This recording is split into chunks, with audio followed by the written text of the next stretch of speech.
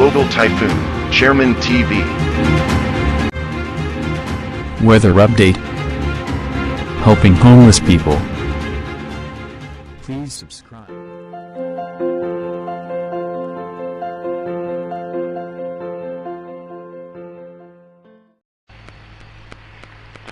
Magandang umaga pa, ito po ang latest update natin ngayong araw, May 31, 2024. Yung minomonitor nga po nating bagyo sa labas ng Philippine Area of Responsibility, ito nga po sa ngayon wala namang magiging direktang epekto sa ating bansa. Ito'y posibleng dumiretso sa parte ng Hong Kong, pero ayon po sa latest update ng forecast track ng Advanced Weather Forecast ng European Center, ito po'y posibleng mag-recurve patungo sa Taiwan at ito'y papasok ng ating Philippine Area of Responsibility.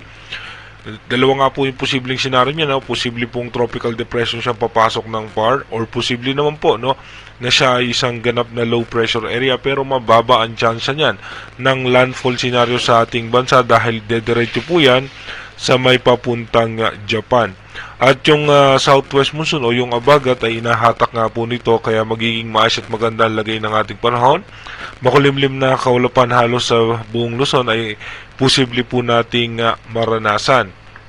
Ito nga po, no, yung forecast track ng European Center, mapapansin nga natin, posible nga pumasok yan ng Philippine Area of Responsibility ng June 2 at hanggang June 3, nasa low pa rin yan ng PAR line, at yan po ay lalabas ng ating Philippine Area of Responsibility pagdating nga po ng June 4. At hahatake na nga po niyan yung habagat at posible na nga po tayo makaranas ng mga pagulan.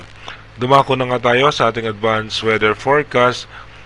Bukas nga, mapapansin nga po natin, nasa parte na nga po ng Hong Kong itong bagyo, at pagdating nga po ng June 2, ito nga po ay mataas ang tsansa na pumasok sa ating Philippine Area of Responsibility.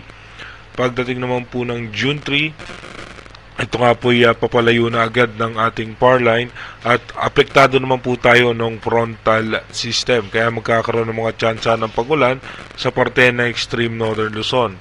Pero pagdating nga po ng June 4, dito nga po iiral na yung ating southwest monsoon at yung frontal system na magpapaulan nga po sa ating bansa. Pagdating naman po ng June 5, ayan po, mapapansin na natin na tuloy-tuloy magkakaroon na tayo ng mga tsansa ng pagulan.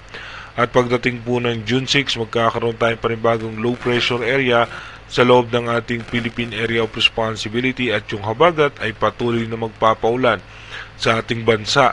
Pagdating naman po ng June 7, by June 7 nga po, expected pa rin natin yung tuloy-tuloy na pag-ulan dahil pa rin po sa southwest monsoon o yung habagat. Pagdating naman po ng June 8, ganun pa rin po, tuloy-tuloy na pag-ulan mararanasan ng western section ng ating bansa at halos sa buong Luzon.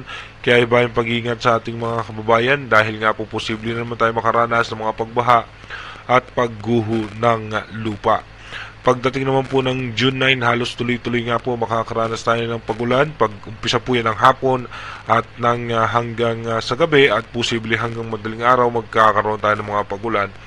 Ulitin ko po, posible nga po tayo makaranas na naman ng tuloy-tuloy na pagulan. Mag-uumpisa po yan ng June 4 hanggang June 9. As of now po yan, hanggang June 9 yung inilabas ng ating bagong pag-asa, ng ating European Center. Kaya iba yung paghahanda na sa ating mga kababayan sa posibilidad na pagbaha na madadala nitong habagat.